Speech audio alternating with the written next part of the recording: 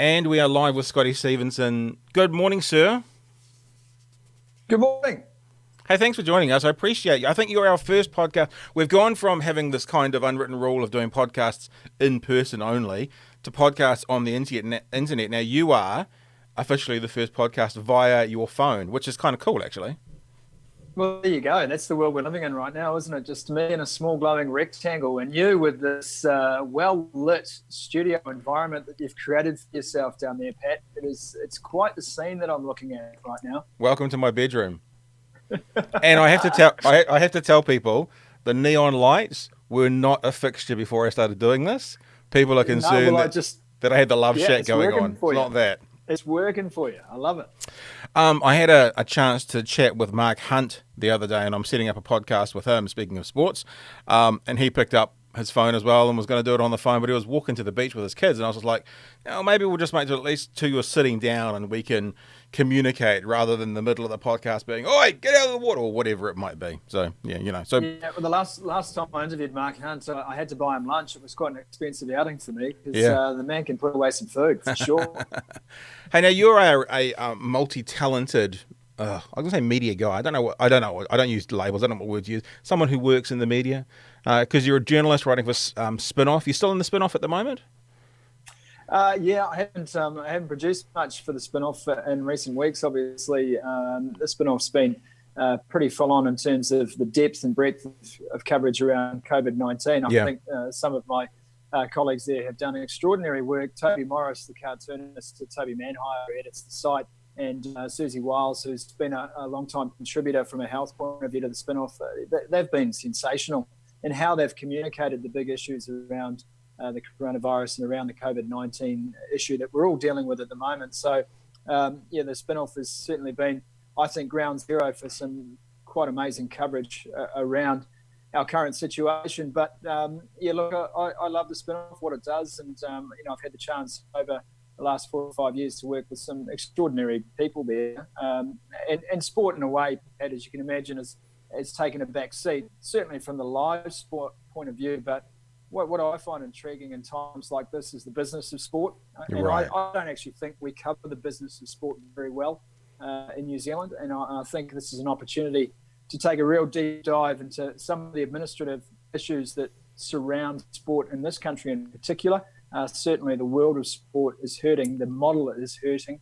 The broadcast model is hurting. And so we've got an opportunity to see where our administrators take sport in the coming months, and it could be a long recovery like it will be for a lot of businesses.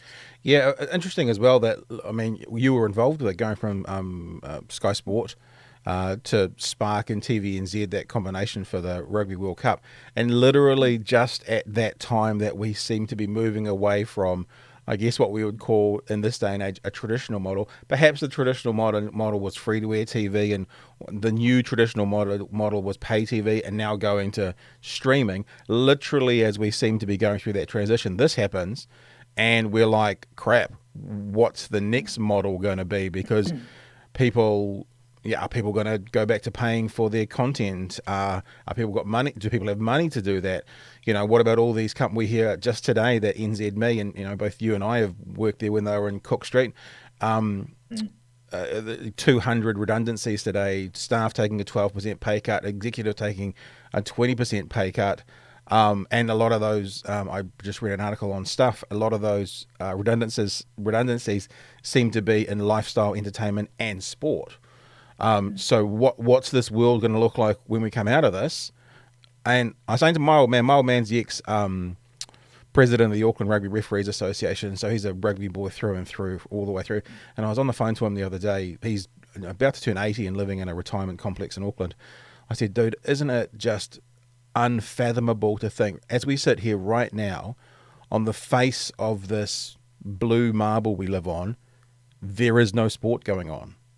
Like there is none. When I say sport, I mean obviously there might be darts going on in people's homes or stuff, but I mean organised, amateur right through to professional sport. There is nothing being played at all, and that is just the weirdest thought.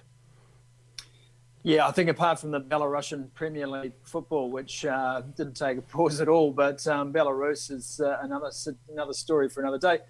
Well, I mean, there's a few things to discuss in your statement there, Pat. And one of which is, yes, the pay TV model is under stress, and we know that the growth of streaming services has been happening for some time.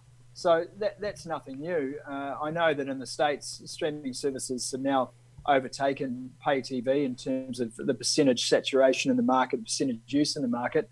When I made the decision to move to Spark Sport, there is some future proofing around that decision, but also it was a great opportunity for me with Rugby World Cup, and I wanted to go and challenge the status quo, and I think with Spark Sport we've been able to do that. Pay TV though has had a long history in sports coverage and in sport production, and look, most of those organisations had some pretty deep pockets. Are they under serious threat of survival now? I think some will be. Yeah. And the fact is that these models are what are being disrupted. And the model traditionally for pay TV has been pay $100 a month, and here's a whole bundle of stuff. Yep. Most people only wanted a small fraction of that stuff, but that wasn't the model. The model was a subscription model, and the more content you have, the better your offering appeared to be. So people were quite prepared to pay that $100 a month, even if they just wanted to, for instance, watch the rugby. When you have crises like this, which is as much an economic crisis as it is a health crisis, you'll find that those things become luxury items pretty quickly. Yeah. And so we know that the subscription model's been under threat, not just as COVID-19 has come to the fore, but for some months before that as well. And so what's going to happen there are sports are going to be looking at ways to deliver their content in different formats. Some sports have already been well ahead of the curve. NBA TV, NFL Red Zone have already gone direct to consumer, and going direct to consumer is always the best way if you can keep your costs under control. What tended to happen for a lot of sports is they just can't afford the production cost of sport, so they haven't been able to go to direct to market. But New Zealand Rugby's decision to re-sign with Sky TV as their broadcaster and to take a stake in that business, I think was a clear indication for many of us who've been around sports television for some time that New Zealand Rugby wanted to look at ways to have a vehicle to go direct to consumer. That's what long-term they want to do. Long-term, they want to be the rights holder and the broadcaster. And sure. I think the chairman of New Zealand Rugby, Brent Impey, has made that very clear. Other sports too will look to make strides in that direction. But again, the cost of producing sport limits the number of people who can get into that marketplace. But it is fundamentally a freelance business. So right now, with no live sport, you have this incredible market of freelance craftspeople, really, in New Zealand who are not working. Camera people, technical people, audio people, replay directors, etc.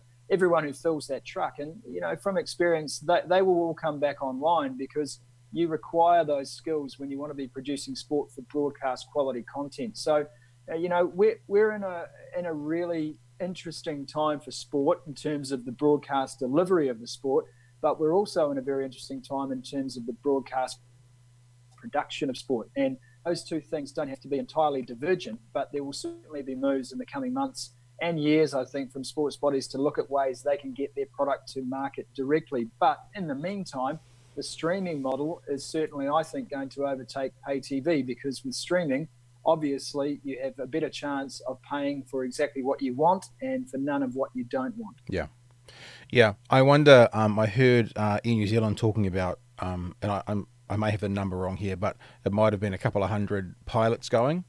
And I thought about back in the day, the Skyhawks being mothballed, and we lost all our fighter jet pilots to different air forces around the world. And then when there was an idea of bringing back some kind of, Air Force, there was no pilots left in the country.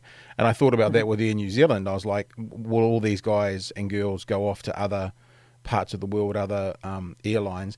And my three-step question, I guess, is there a risk of that happening with some of these freelancers floating around at the moment? They'll go elsewhere. There won't be the ability to bring back the same quality that there once was. Will it have to be completely reviewed because they've gone, man, I can't live off nothing. I need to find something. So either find alternatives or potentially, be poached by another another industry, another country, another TV channel somewhere else in the world. And I'm reminded of that. You'll probably remember it. I don't. The name of the mini-series about when Kerry Packer started the one-day series, like in the 70s. And one of the running gags in the series was, we've got 2 cameras now, and then the next time they met, we've got 4 cameras on this ground now. And the next time they met, no, we've gone to 6 cameras. And then, and then every time they met, they'd added in more cameras, and that comes back to potentially what you're saying, the cost of putting on an event. Is the future of sport a smaller nut, a less expensive stripped down version, fewer cameras, and I don't know, maybe more automated if you can. Like, I normally have a producer, right, that I work with in this. Obviously, when I was at ZB, I did it all by myself, so I thought, let's just do this all by ourselves. So not that that's a big cost for us, because we're kind of doing this together as a team, but at the moment, I'm just operating everything myself. I wonder if the future of sport, as is with most broadcasting, is either more automated or less one person, one job, more multitasking to have fewer people and fewer expenses, fewer outgoings. I don't know. Yeah, look, one of the things about the sport is, there is AI in play, and we know, for instance, that the NBA has been trialing AI in terms of producing highlight packages and fairly instant highlight packages as well. And we know from the research that they've conducted that their AI program can cut a highlights package almost to the level of a human operator at the moment. Wow. So we've got that AI function that's always hovering in the background of all of our industries, haven't we, if you're in that technical space, because you're thinking, can a computer learn to do the job of a human being? There is a lot of dynamism in sport. There's a lot of gut feel as well. If you've ever been inside a broadcast truck, and for those who haven't, I'd love for you all to see what goes on behind the scenes, because these are incredibly skilled people, directors, vision switchers, audio mixers, the replay team, sitting there, for instance, watching an All Blacks test match or a big game of Super Rugby or cricket for that matter. To watch these people work is intuitive. It is based on experience. There's a whole body of intellectual knowledge of the game, systemic knowledge of the technology. And so all of those things come to play. Is our market going to suffer some loss of people? I think so. I think that's obvious. And as you mentioned before, 200 jobs have been lost at NZME. We've had an entire magazine publisher of some of our most esteemed titles go under in the last couple of weeks. Journalism is always under threat as an industry, and the broadcast production market is under threat as well. Like the job losses in Fox Sport in Australia have been quite savage. They've cut their news teams, they've cut their rugby department. Obviously, they've lost the rights to rugby going forward. So the slashes have been really savage, and they've been going on for some time. But what's tended to happen is that as we've added more cameras, and it's an interesting point you made with the Kerry Packer documentary, there's 30-odd cameras on an All Blacks test match, for instance, and only 2 of those, in my experience, are automated cameras, and those are the cameras in the changing rooms. The rest are drone shots, very super slow-mo camera operators, which is an incredibly skilled camera to sit on, and we've got some of the best in the world. We're very fortunate in New Zealand with our freelance production community, who I've had the pleasure of working alongside over a number of years now. These people are sought after around the world, and when sport turns the tap back on, and it will turn the tap back on, you will see Kiwis manning cameras or mixing desks in sports events all around the world. I think about the Olympic Games and Winter Olympic Games. The place is infested with New Zealanders, and all of Olympic Broadcasting Services levels, there are Kiwis involved. And the reason they're involved is because they're highly skilled and they're highly trained.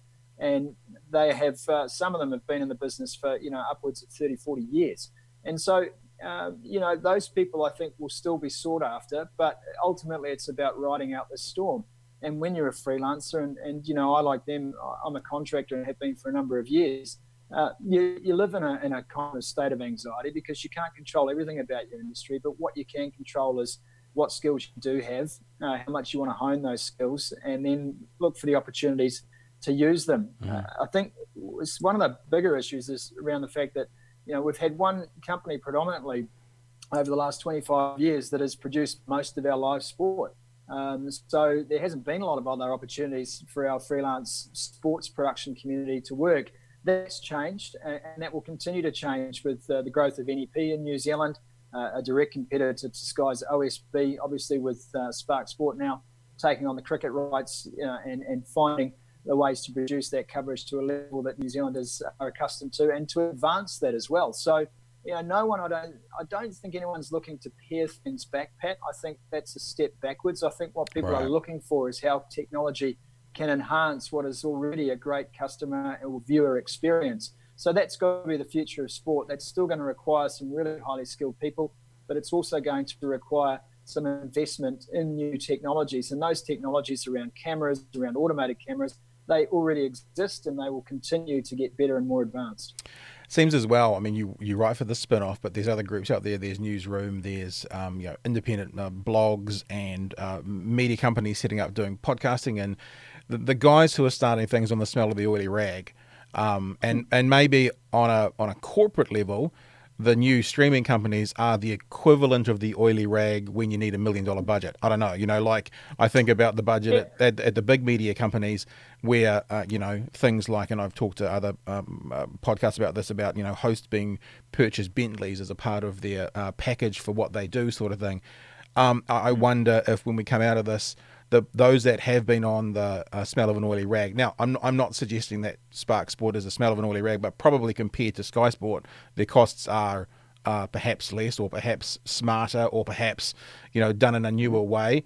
Are the ones that'll come out of this in a more healthy place to be able to then springboard and get back to what they do best? Yes, I mean, I think that assessment's quite accurate, mate. Look. And the one thing I would say about any startup in this market as well, what you come up against quite often is people who say, well, I don't want to pay for this, I don't want to pay for that. The unfortunate thing about that, and being a writer and being someone who's worked in those creative fields as well, and written books, I really balk at the fact that people say, I shouldn't have to pay for this. Mm-hmm. Even my time with Sky TV, we quite often had piracy issues, people who would VPN content from around the world because they didn't want to pay the money for a Sky subscription. But that's jobs, that's people's content, it's people's IP, it's people's creativity, and it really frustrates me when people say, I shouldn't have to pay for this. Journalism in particular faces this challenge daily. I read these comments constantly that someone won't read an article because it's behind a paywall. Well, the paywall's there because someone's gone out there and worked assiduously and diligently and asked questions and investigated a story as to report on it in the public interest. There is a cost involved. Someone's salary is involved. The time is involved. The resources that are involved. And we have these people who complain about paying $2 a week for full coverage to a newspaper. And I just find that ridiculous. To me, it's like walking into a bakery, opening the pie warmer, pulling out a pie, and walking out without paying because I shouldn't have to pay for this pie because you've got lots of pies. That's rubbish. Yes, there are lots of places you can buy a pie, but none of the pies are free.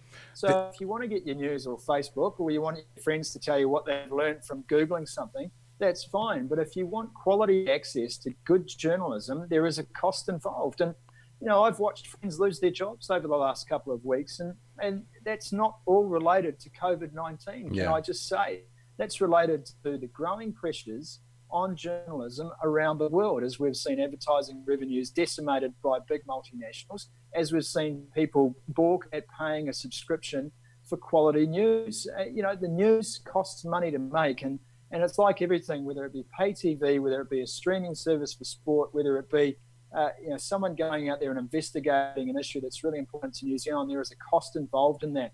Yes, the consumer has to decide what they want to pay for these things and how much they want to pay for, but ultimately, if you want it, you pay for it. And anything else, to me, I find very hard to fathom, because I think it's an insult to the people who go out there and produce content, create content, and report on big issues, that people suggest that should be free and that we should not have to pay. That is just not how the world works. And if you want good stuff, it costs some money. So by all means, decide whether you want that subscription to a pay TV service, whether you want to stream that sport, or whether you want to read that paper, but don't come at me and say it should be free, because no, it should not. Yeah, I think it's not that we were done a disservice in the 60s, 70s, and 80s, but I think the way media was handled in the 60s, 70s, and 80s has raised a generation, and I'm one of them, born in the 70s, who had an expectation perhaps of getting things for free. The main place you got your news from typically was either, when I lived in Auckland, there was the Auckland Star, the free paper on every afternoon that would turn up to your letterbox. The One News at night time when there was only 2 channels or 3 channels, and so they had massive ability to make money on advertising and revenue. And then, of course, free-to-air rugby. Whereas if you just take a step before that, and of course radio always being kind of free, as in not paying for it, just paying for it through advertising. If you take a step before that, if you wanted to go and watch the rugby, you'd have to buy a ticket at the door. So the way you saw the All Blacks page is you bought a ticket to walk through the gate. So I never really understood when Sky TV came in what the big uproar was, because, for generations, if you wanted to see sport, you paid for a ticket at the gate. What's the difference now? We're paying for a ticket at the gate. It's just a virtual gate. And I guess that is now heightened even more because there are many, many virtual gates. And as the media landscape diversifies and becomes larger and there becomes more options, I guess the re-education needs to come along that says, what, not only is there one sports game on in this city for you to pay for a ticket for, but there's 20. And you have the opportunity to now pick the best of those games you want to go and see, articles you want to read, whatever it is, and go and get a ticket and pay for it. And I obviously we didn't know this 80s and 90s that this was going to happen and that this model was coming, and we were kind of shooting ourselves in the foot. But I think the re-education is the thing to put out there, that people need to understand that, as you say, that live feed from Sky Sport being played on that VPN somewhere in America, there's 30 cameramen being paid to do that. It's not a free product. Yeah. There's a cost to it. But again, the point you make is really crucial, and I think that's the distinction. And what the streaming service delivery is pretty simple. It's saying pay for what you want to watch. Mm-hmm. In a sense, there's still an element of traditional about some streaming services. If you look at it, it's still bundling content together and saying pay me a monthly subscription. But I think where live sport will eventually get to, and it might take some time, but it will get to a pay-per-view kind of model, something that boxing has done very well for a long period of time. Yeah. Because what's happened is, and it's right, if you could pay for just the events you wanted to watch, then I don't think people would have half the complaints. But what's happened for the last 25 years is they've had to pay for all the stuff they don't want to watch. And I think that's where people get confused. The rise of streaming services doesn't necessarily add cost. What tends to happen in any economic situation like this is that traditional markets have to come and meet the new price point. And we are seeing that. We're seeing growth in Sky streaming because people would rather their streaming service, which costs a fraction of the price of their traditional service. Mm-hmm. We're seeing it in the growth of Spark, where people are looking at the value there, which currently is free as we get through this crisis as a country. But heretofore was $20 a month. Now $20 a month, this is $100 a month just for sport. That is a good price point. If you ask me, and of course I'm biased, I work for Spark Sport. But obviously other companies have to then look at what their costs are and what they're charging the market and adjust accordingly, which, Sky TV had done up until this point. So, I think this argument is just a little simplistic, that it's just going to cost me more and more money because I want to have this service, this service, this service, and this service. Ultimately, the whole point of this is that you'll end up paying less than you used to for something that only gave you a fraction of what you wanted. And hopefully that's how this economy works. But no one's really certain at this stage, and no one's really certain about whether we will again have dominant players who bundle all the content together and go straight back to charging that subscription model. So there's no real certainty in all this, but what there is opportunity.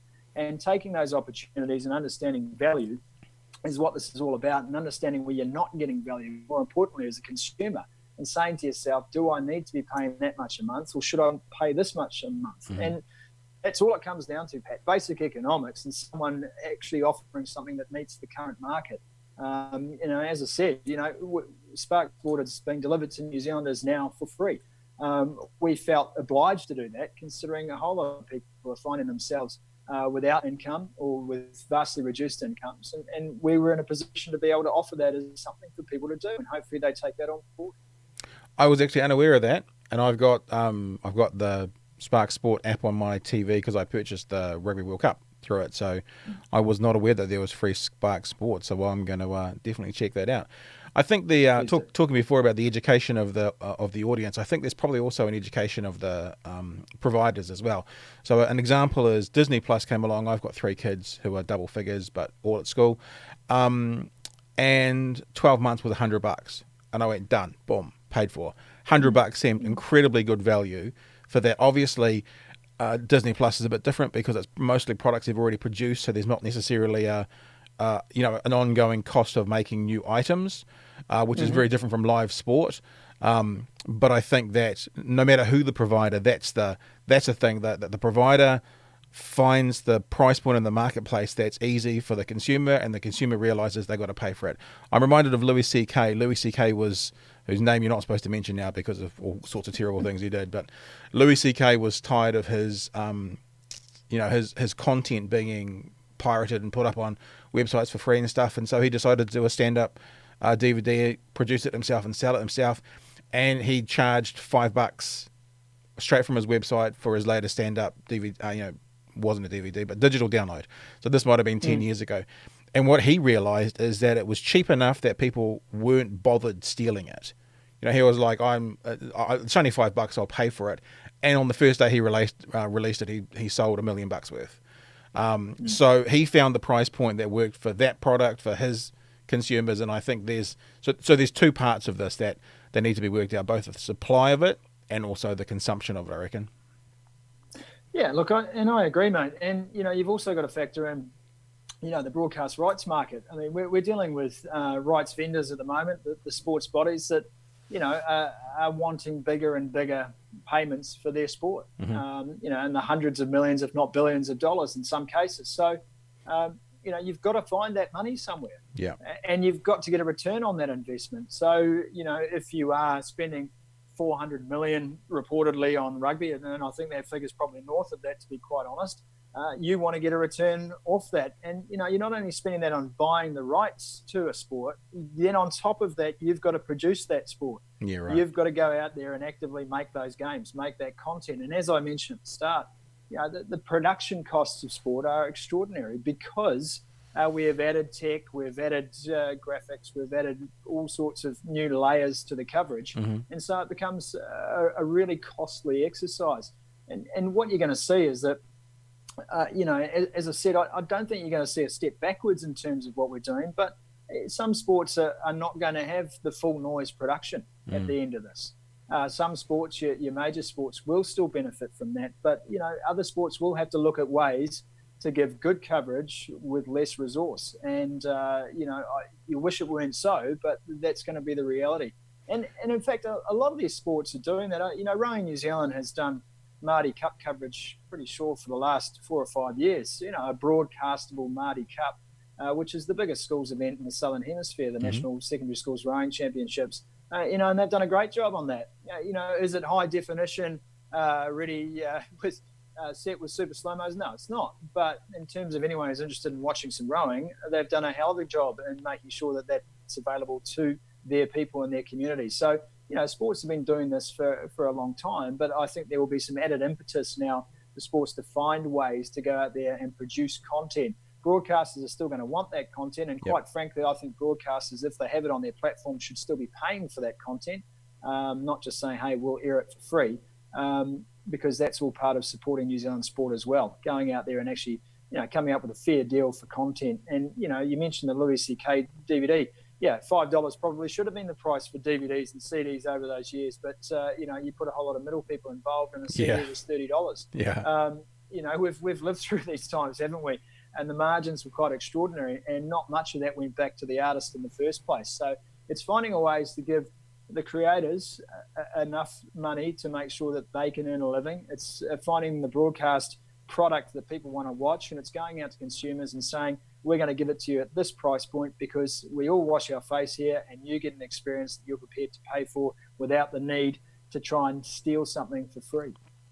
And if people aren't aware of what you're talking about to do with the amount of effort and technology that's put into a broadcast, and I say this gently because I'm not mocking or being deriding of TVNZ.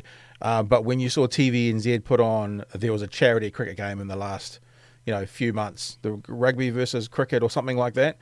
But then you compare that to what Sky Sport was doing. Just purely the graphics is all I'm talking about. Obviously, it's a charity thing, but just look at the graphics and nothing more. And that's when you kind of go, so that's where the money goes, and you can just see the difference with amount of invention and virtual reality and stuff that goes into that.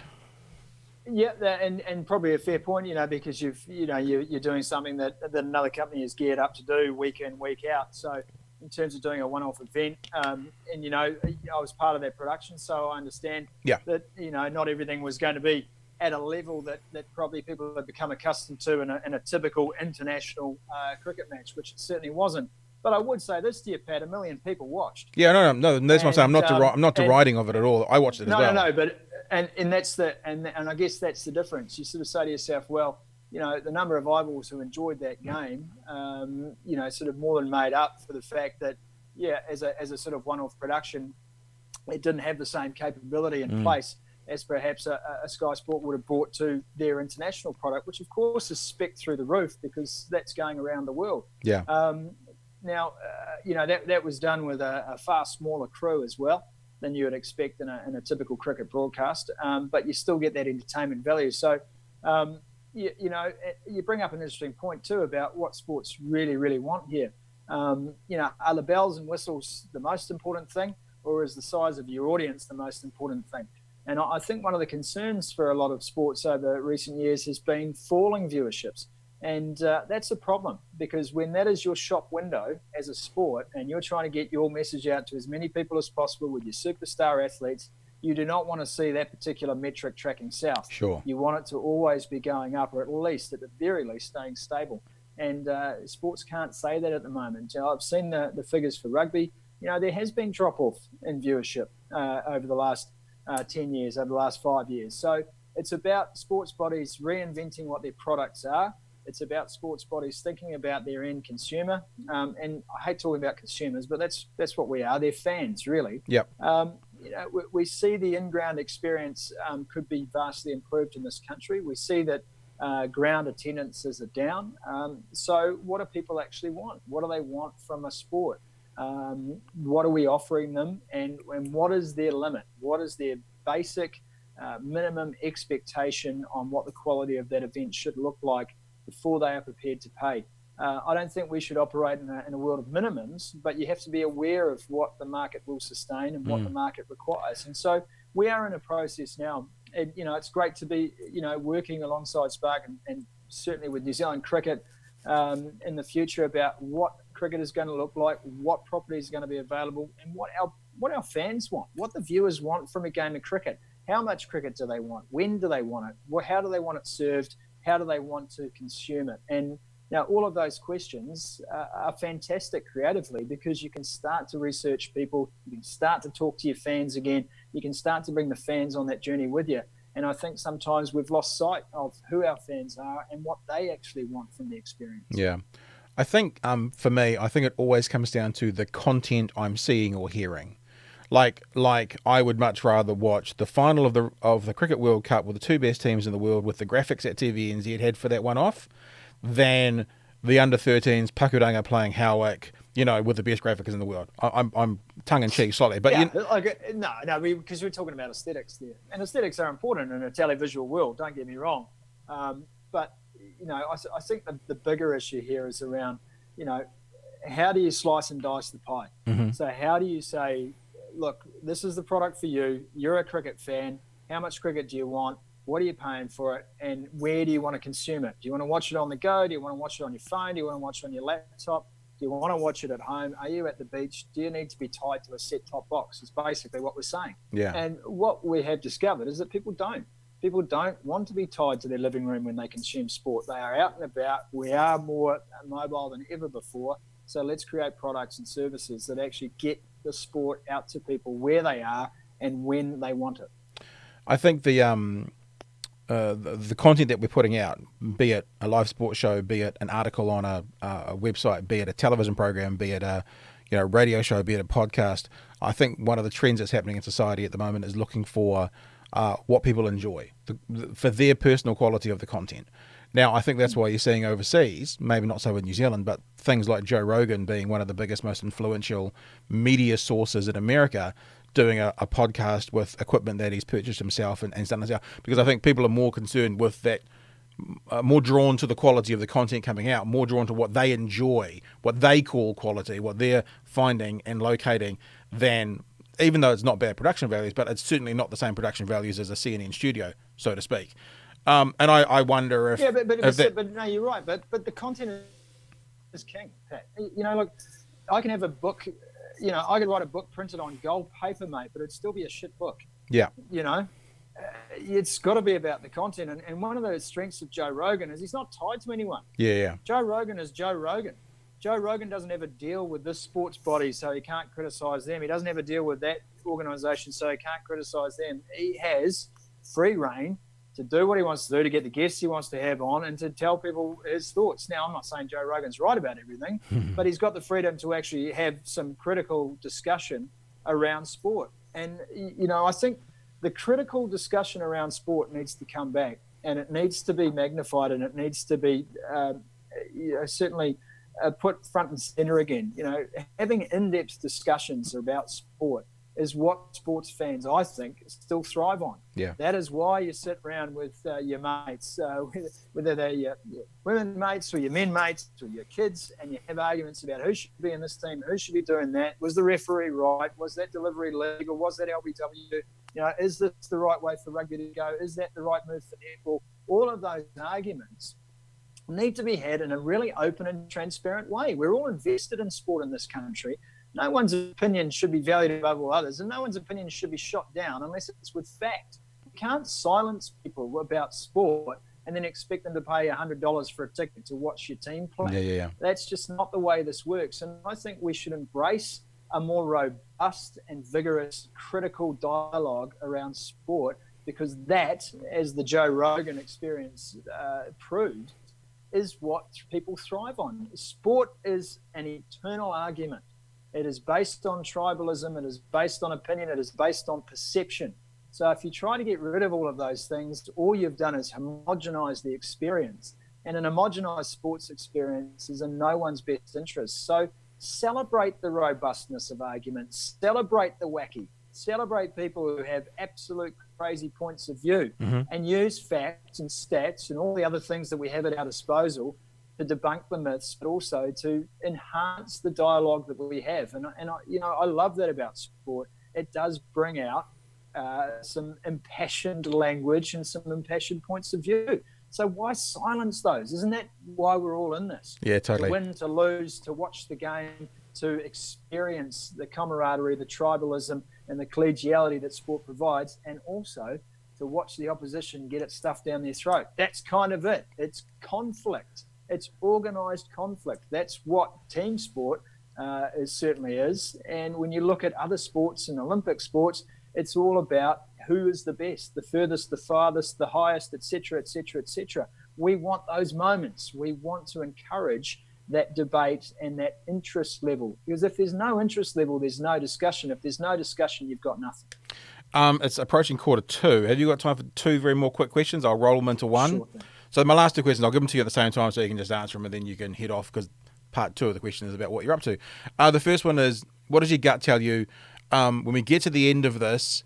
You've already said that we've found out that sport kind of is an add-on to society. It's not an essential to society, but it's something we all enjoy. When we get to the end of this, do you think that people will have learnt that lesson and they'll stay away from sport, or do you think that people will flood back to sport because they've missed it so much? And the second question is just really, what are you up to on a day-to-day basis during this lockdown? Yeah, well, I haven't claimed that sport's not essential. No. I paraphrased badly what you said. What I'm saying is that people have probably greater worries on their mind at the moment, but it depends on what you think of sport. And there's two ways to look at that. Is going out for a round of golf essential? No, it's a lot of fun. Is playing the Masters essential? No, but there's an awful lot of people whose jobs rely on that. Yeah. So, let's make the distinction between recreational sport and professional sport. The professional sport is a big beast. and it employs a lot of people, not just the athletes with the eye-watering paychecks, by the way, but a lot of people who, and as I've covered off already, and especially in our freelance production market, and the vast majority of people who produce live sport in this country are freelancers. Their jobs depend on this. So it's certainly essential to them. But when this is all over, Pat, I think people will genuinely embrace the experience of watching sport again. Right. Quite how they will do that, I think, will change. I think, as I've already covered off, we're going to see the rise of streaming services across sports globally. I work for one in New Zealand, obviously, with Spark Sport. We're going to see people, I think, enjoying watching the contest again. I think where there's going to be some changes, crowds, our behaviours are being changed, aren't they, on a daily basis about being around large numbers of people. That is going to be an ongoing challenge for stadia across New Zealand and around the world. So it's about finding the product and then bringing the people back to it. But this has to be a time where we pause and reflect on what the business of sport looks like and how we are best to serve our fans and our people and the people who work within sport in the coming months, because it could still be a few more months yet before we are really back on track, and in fact in some cases it could be another year away. So we do have to think about that. As for me day to day, mate, look, I'm really fortunate to have roles with both Spark and TVNZ. So I'm in the newsroom with TVNZ, and when you're a sports journalist, you do have to transition a little bit at this time, because I'm fascinated about the business of sport. And, that's where most of the stories are right now. What sports are under threat? How are they changing? And in fact, similar ways to the conversation we've just had, what is the future going to look like? So, we're working on a number of stories around that at the moment, and just trying to keep tabs on where everyone's at. First and foremost, we care. We're sports journalists. We work in this space, and we're lucky that we're still employed in it, because, some of our dear friends have been made redundant in recent weeks as other organisations have made cuts. So, working on that, mate, and looking forward to the cricket season, and hoping with both fingers and toes crossed that, by the time summer rolls around, we're going to be in a great position to welcome cricket back. And with Spark taking over cricket as of April 1st, we're looking forward to our first home productions, using some of those great people that we've talked about already, and getting them back working on their cameras and their mixing desks and the broadcast trucks of sport in New Zealand. And that's something really to look forward to and to be hopeful about. And if this is still going on all over the world, this COVID-19 crisis, maybe a couple of seasons of amazing homegrown sport as well. The Inter-New Zealand Championships, because we're a little oasis to the COVID world. Mate, if you want my opinion on that, I think all sports at the moment could do well to look at their grassroots and think about how they want to regrow sport from the kids and the clubs back up again. And maybe this is a time where amateur sport again takes a little bit more of a slice of the pie in terms of the care and the pastoral care that it's given by administrators around the country. Brilliant. Hey, Scotty Stevenson, thanks so much for giving us some time today. I know you're kind of technically at work right now as well, so we really appreciate it. And we all, me being a huge sports fan, that question that I asked of you, my answer to it for myself is I can't wait to re-embrace sport when it comes back to whatever it looks like post this COVID-19 world. Oh, Pat, no, pleasure to talk to you, mate. It's been a long time coming, and I'm with you, mate. We just, we want it back, and we can't wait for sport to return. But in the meantime, what we think of most is all those people who are doing it tough out there, and for whom the recovery is going to be much longer than a couple of guys throwing a ball around or someone hitting the ball with a bat. So here's hoping first and foremost that we as a country get through this together and in a way that we can all be better off at the end of it.